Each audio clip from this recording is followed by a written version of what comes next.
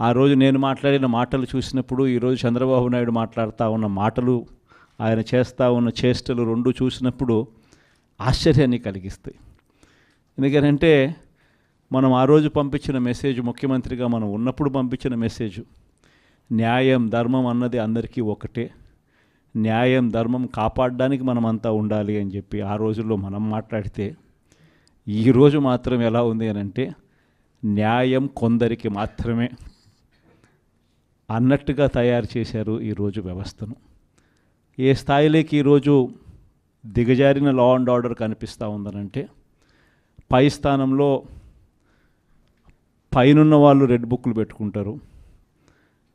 ఆ రెడ్ బుక్లలో మంచి చేసిన వాళ్ళ పేర్లు ఏదైనా పెట్టుకొని వాళ్ళకు మంచి చేసే కార్యక్రమం జరుగుతుందని అంటే అది కాదు.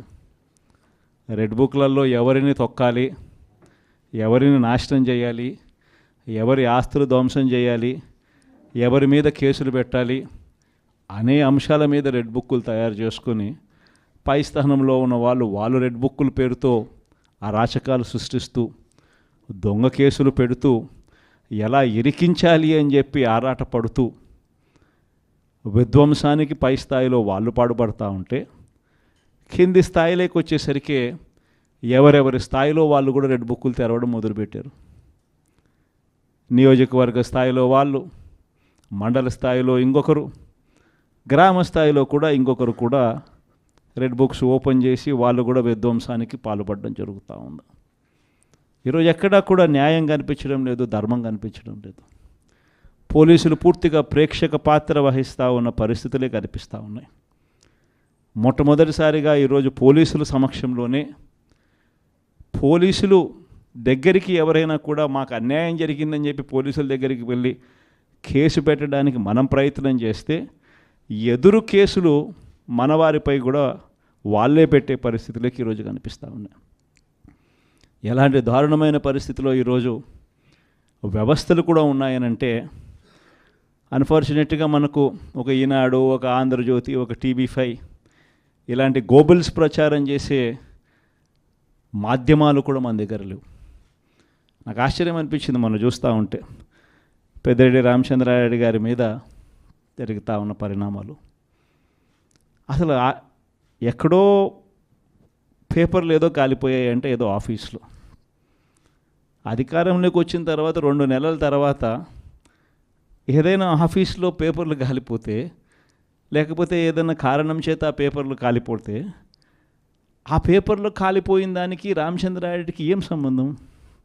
ఎవరు అధికారంలో ఉన్నారు, ఎవరి గవర్నమెంట్లో ఉన్నారు? అందులో ఒక చోట పేపర్లు కాలిపోతే కింద ఆఫీసులలో పేపర్లు దొరుకుతాయి, పైన కలెక్టర్ల ఆఫీసులలోనూ పేపర్లు దొరుకుతాయి, RDO ఆఫీసులలో పేపర్లు కాలిపోతాయి, MRO ఆఫీసులలో పేపర్లు దొరుకుతాయి, MRO ఆఫీస్లో దొరుకుతాయి, పైన కలెక్టర్ల ఆఫీస్లో దొరుకుతాయి, పైన దాంతకన్నా పైన HOD ఆఫీసులలో కూడా దొరుకుతాయి. ప్రతిదీ కూడా డిజిటైజ్డ్ అయిపోయిన పరిస్థితులు కనిపిస్తూ ఉన్నప్పుడు హార్డ్ డిస్క్లు లేవా, సర్వర్లలో ఉండవా?